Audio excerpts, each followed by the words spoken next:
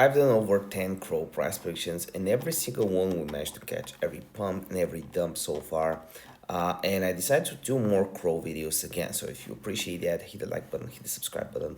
I'm interested in buying right here. The first reason because of that is the VWAP, this graphing curving up, and money flow slowly printing a higher low. So we can see that money flow is slowly going up right here, which is the red thing.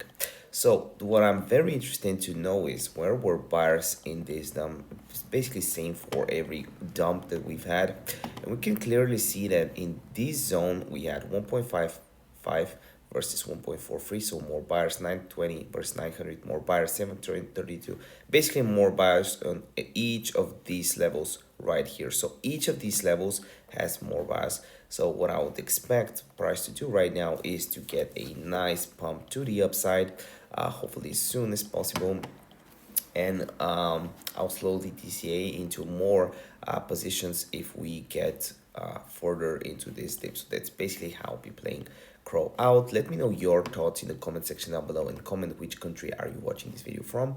If you want to learn a little bit more about my strategy, I'll have links for that in the description down below. Plus I'll have links to my signals chat, which is basically this link right here, where you'll be able to follow every single trade I do. See you next video.